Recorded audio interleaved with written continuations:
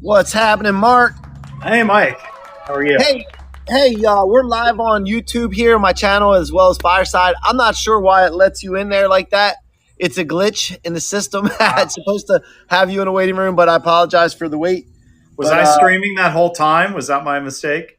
Yeah, well, it's a glitch, man. It's not on you at all. It's something I got to figure out with Fireside. I've had some things go on with this. I'm looking at switching this over to something else, but these shows of mine, like, they're so laid back anyway, it doesn't really matter. And I'll edit this out of the Fireside part. But yeah, man, we're good. We're all good. And I just I want to let you know about the show. I'm going to introduce you here in a second, but I always start the show with the question, what are you made of? That's the show's namesake, of course, but it's all about the ingredients that have gone into making you who you are. And so for the audience that's joining us and anybody watching the replay or listening to the podcast, we're here to share with you the journey that our guests have gone on so that you know to keep going no matter what you run into. Because sometimes it feels like you're alone, especially as an entrepreneur. A lonely, lonely journey. But if we can hear from other people's stories, it encourages us to keep going. And that's how you get to success. So today's guest, Mark, how do you pronounce your last name, Mark? Graban? Graban. I have the same problem. I do this every time. C-Roc, because Scirocco, people butcher my last name all the time. So Mark Graban's in the building, guys. He's an author, speaker, and consultant whose latest book, The Mistakes That Make Us, Cultivating a Culture of Learning and Innovation, is available now. He's also the author of the award-winning book, Lean Hospitals and Others, including Measures of Success. He serves as a consultant through his company, Constancy Incorporated, and is also a senior advisor for the technology company, KaiNexus. He also hosts a podcast, including Lean blog interviews and My Favorite Mistake. Mark, welcome to the show. Mike, it's really good to be here, and happy to talk about mistakes because I appreciate your encouraging words, and I want to encourage anybody watching or listening, to realize a mistake isn't the end of you. People who are successful make lots of mistakes, and how do we learn from them? That's what's most important.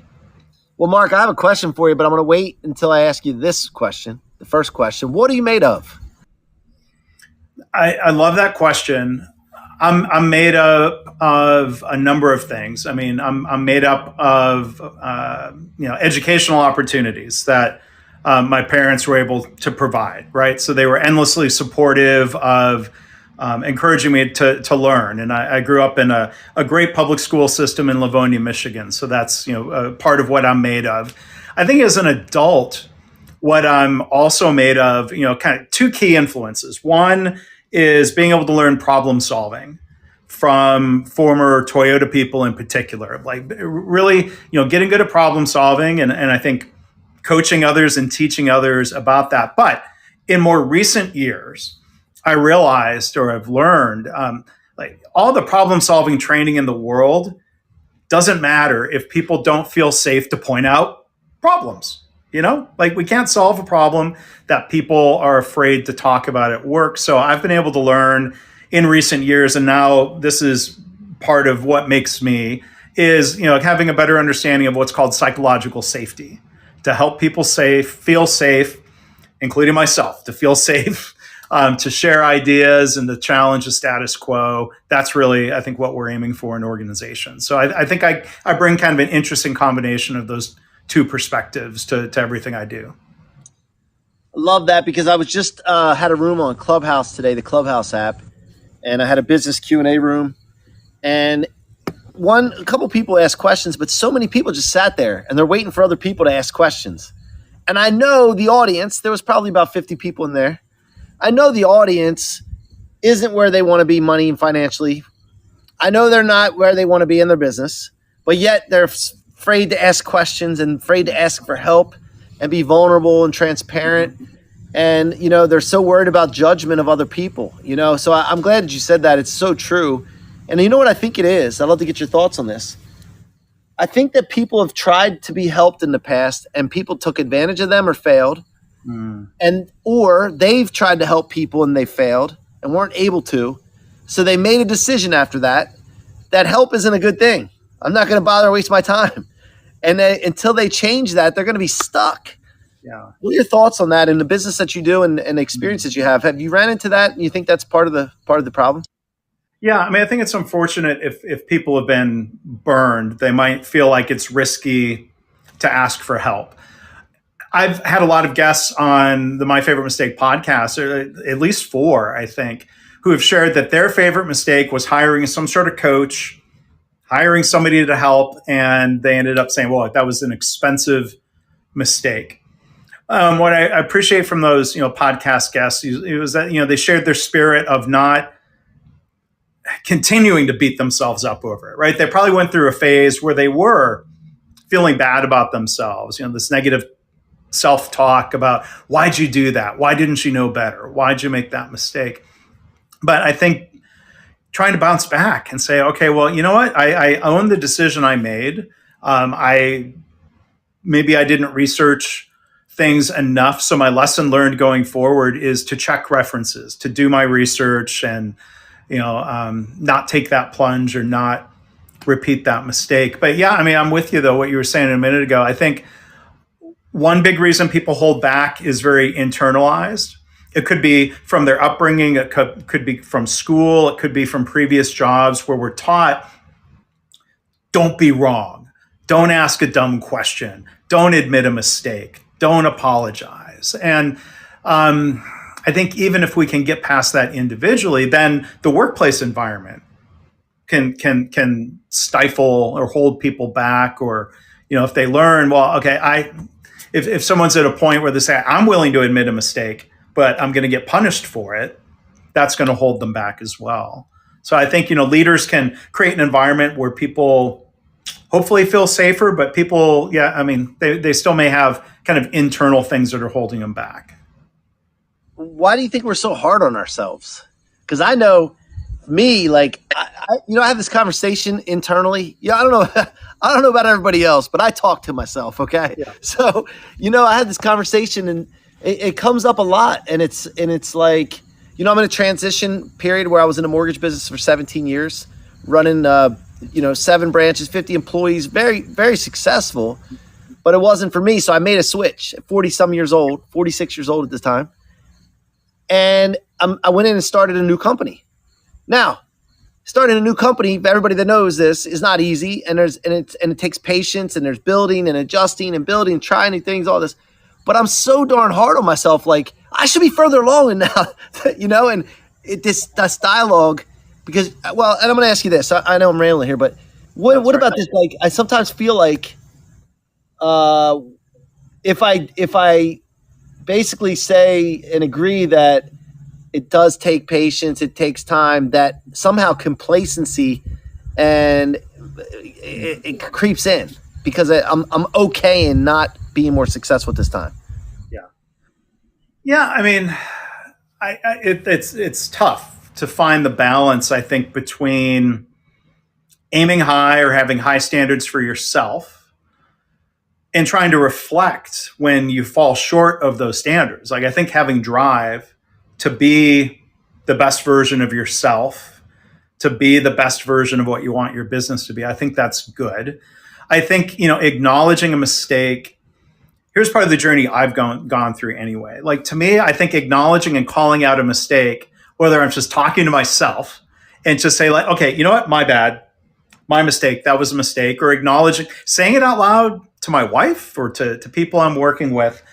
To me, that's been helpful because it reminds me how normal it is to make mistakes. We can acknowledge it. And then if it's a big enough mistake, like the thing that I found helpful, at least for me, is that thinking about what am I going to do differently in the future? What did I learn from the mistake? Why did I make the mistake?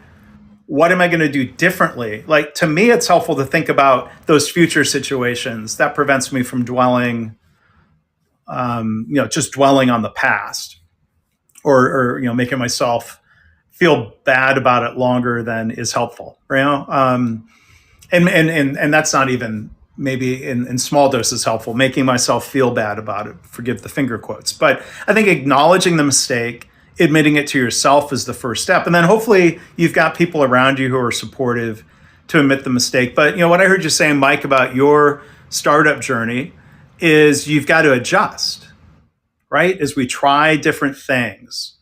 I think what gets people in trouble is not acknowledging a mistake and being stubborn and doubling down on something.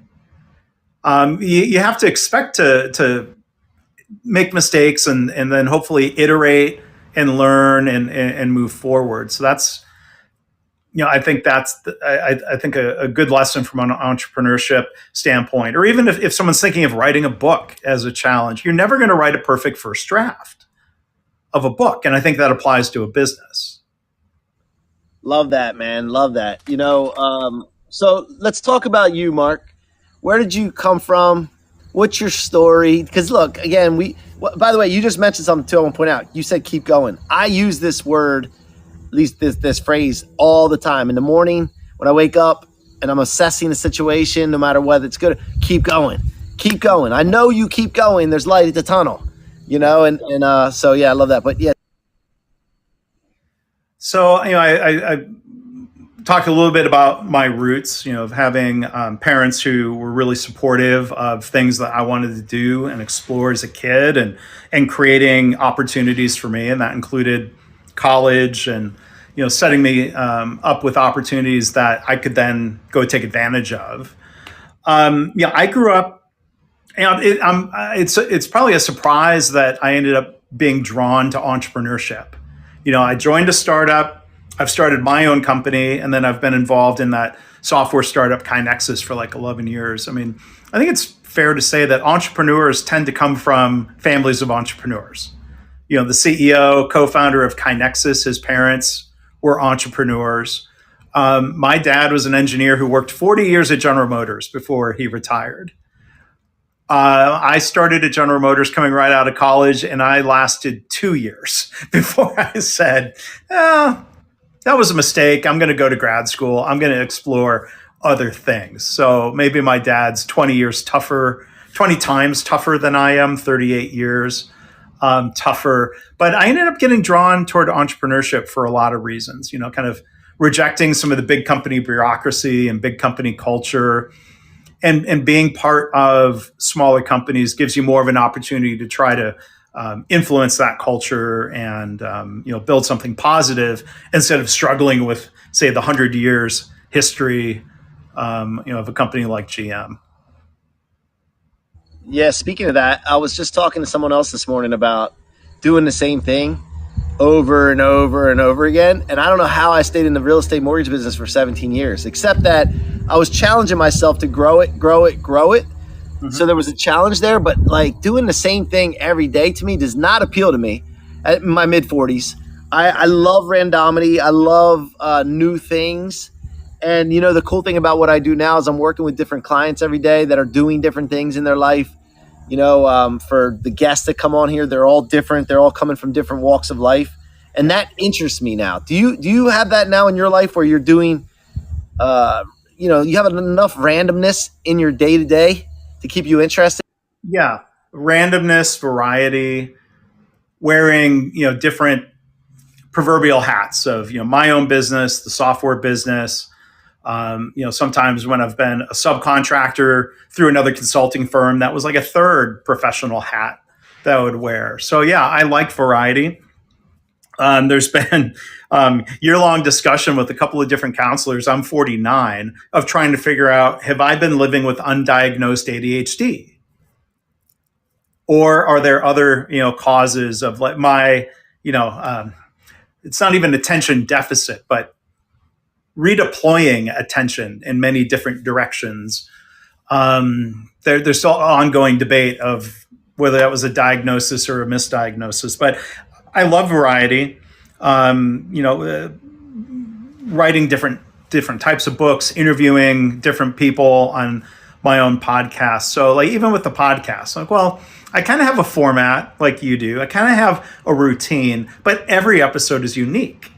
So I think focusing on that helps. When I'm a coach and consultant to people in healthcare, the doctors and surgeons love to say things like every patient is unique. So they might be doing the same thing over and over again, but there's enough variety, and doing the same thing in sometimes different ways or with different types of people. I'm sure every real estate deal is unique in a way too, right? Yeah, but I was going to the office, in the same environment, and then looking at, you look at credit so many times, and it's the same thing. Yeah.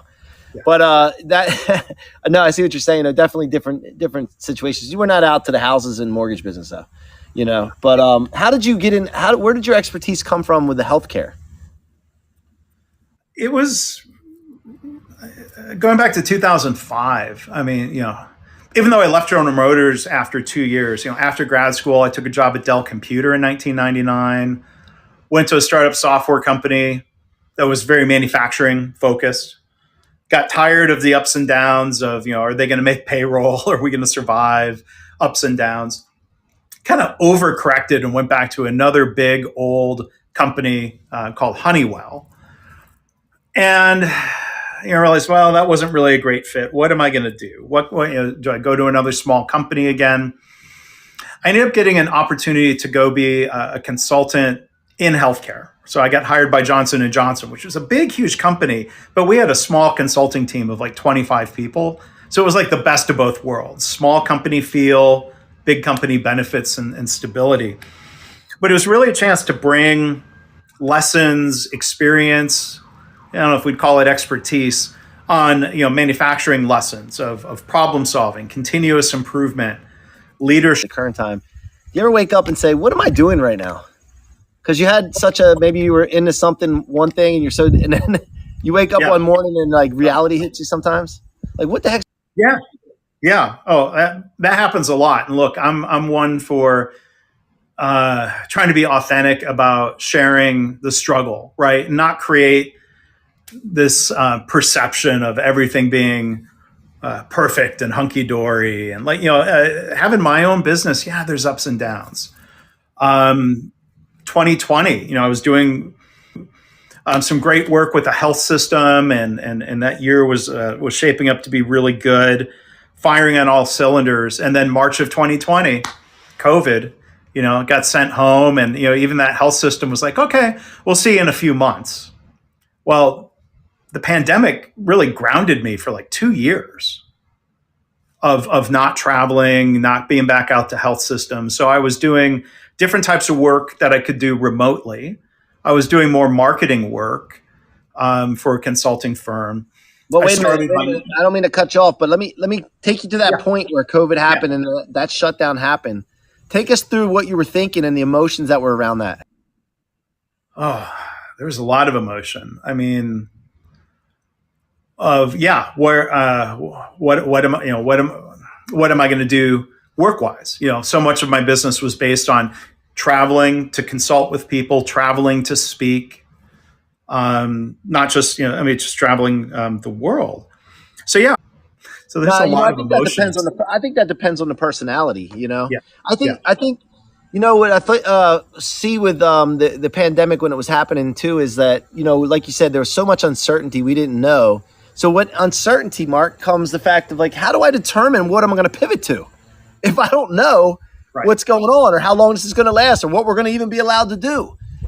So it's like, I just thought I'd ask you that. I appreciate you sharing because I remember back to that time too, and we had, thank God, had already been remote and most people could work from home, so we were okay.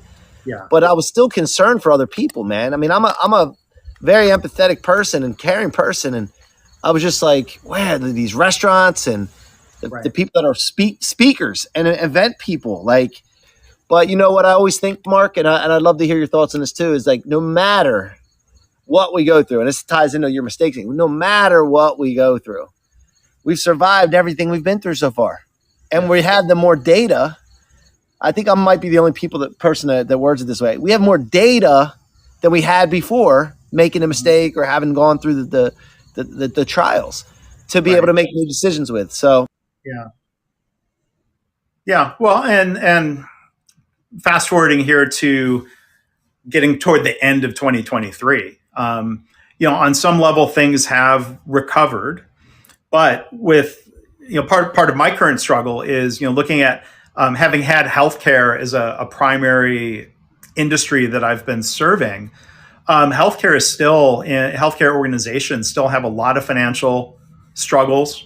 They're laying off people. They go into cost cutting mode, and they don't want to send people there. Then they transfer back out into other settings with the things I would have never learned had I not worked in healthcare. So that's part of what I still struggle with, though, to be honest. Yeah, yeah. Well, let's be careful of our words because you're not a struggler. I can tell. I feel like you're the kind of guy that's just going to make it no matter what. It's just you go through these uncertain periods, right? Mark, Sure. tell me about how do you go to market with your consulting? Like, how do you consistently prospect every single day and get business? So let me answer the question. My mind's already starting to go to, so what are some of the pivots or adjustments I need to make? I think I am more of a marketer than a salesperson. And to me, the distinction is like getting to the top of the funnel, and in particular, a lot of what I was doing over the pandemic is what people would call either content marketing or inbound marketing. Blogging, social media, podcasting, writing books, like putting ideas out there and try to make it easy for people to find you. What I don't enjoy doing is more of, let's say, the outbound prospecting and the selling and the pounding the pavement. And that makes me think I probably need to partner up with somebody who is better at and enjoys those things. Like I can do the last leg of the chain of putting together the proposal and pitching it and bringing a proposal over the finish line. But it's like that middle. Different things that work for me, and maybe we can collab and talk about that, because I think that I've had the same kind of issues, and what I did was I found some tech that's helped. Mm-hmm. And so that's awesome. So let me ask you. Let me throw one other thing back at you, though, because when you talked about accepting, you used the word accepting weaknesses or accepting mistakes. I would propose maybe a word that might be a better fit is acknowledge, right? If we acknowledge the weakness, if we acknowledge the mistake, we say, okay, that exists, but I'm not saying, well, it has to be that way, which is more of what like accepting might mean. 100%. It's so funny you're bringing this up, because this morning in the room with the 50-some people we were in there, I was using all these A words, not on purpose, but it just came there. So it was awareness. Oh, wait a minute. I'm aware of weakness. Then acknowledge it, okay. Accept it, because sometimes we deny it, and then act upon it. And then the next thing was, okay, now I'm going to attack it. So we were laughing because it was all these A words, but it's like a chain of things that have to take place in that. So yeah, and then you might need to adjust. There, yeah. What else? Yeah, that's another A. That's amazing. Accelerate. Yeah. That's another one. Wow, man. So tell us about the company that you have on your shirt, KaiNexus. What do they do? KaiNexus is a software and technology company. It's a web-based platform that organizations use to help manage and spread continuous improvement. So that means everything from organizations that are trying to build a culture of engaging everybody in improvement. Like those are our people. Those are our customers that really excel. And then there are a number of other tools for, let's say, heavier project management, managing improvement and innovation, and connecting all of that activity, the continuous improvement, the projects, the bigger initiatives. How do you connect that then to business performance and results? So we have people from the C-suite use our software certain ways, frontline employees, and everybody in between. So it's kind of like kind of the equivalent of, for anyone from healthcare who's watching, you have an electronic health record where doctor's office or a hospital system documents everything they've done. They share information. We're sort of like that improvement record for an organization, for communication, collaboration, tracking, and saying, here's the benefit of everything we've done. No, I love it, because I have an obsession of getting better, improvement. Where can we improve? What areas? But sometimes you talk about that attention deficit. Sometimes you're like, squirrel, squirrel, squirrel, squirrel, and then you never get anything done. So I love the organization of that. I love the accountability that would bring in, the clarity that would bring in, because chaos and confusion start to stem when you're around me a lot of times and I have all these great ideas. Yeah. And the team can implement on what we do. And this is not tech. This is just a strategy I learned from somewhere. I don't remember where I learned it, so I'm not taking credit for it. And the tech probably would help with this. Is that when I get my companies, I mean, like the financial, the business case is more compelling when you're a larger organization. Because part of the function is, let's say, if you're a company with factories in 8 different countries, those factories are going to have a lot of the same problems. So it's good that you can teach people how to do local problem solving at the same time. Well, if you've solved the factory problem here, how do you share and blast that knowledge out to the other 7? I think that can accelerate improvement. To your point of not losing track of ideas.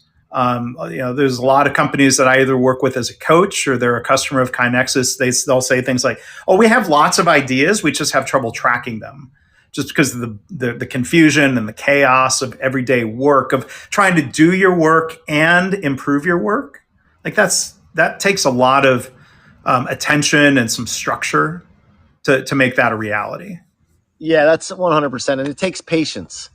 And I'm really realizing that, like I talked about earlier, like I'm really hard on myself. And I got to realize, like, hey, what we're building, I think a good measure of this, and as we're winding down here, I think a good measure of this, Mark, is looking back 3 months, 6 months, a year from where you are now to the difference. And it really wakes you up to like, wow, we've come a long way. Would you want to start today where you are today versus where you started? Absolutely. So it's a huge difference. So Mark, what's next for you and how can people engage? So what's there's other than maybe some of these adjustments that I'm going to make to figure out how to the 2 PSs that I mentioned early on, problem solving and psychological safety. It's part of my passion and my mission to try to help bring that to more people. Awesome. Love it, man. Well, I'm wishing you the best. I look forward to working with you on something here in the future. And it was a pleasure to have you. It was a wonderful opportunity for me to really ponder some things. And so I appreciate that, Mark. Thank you.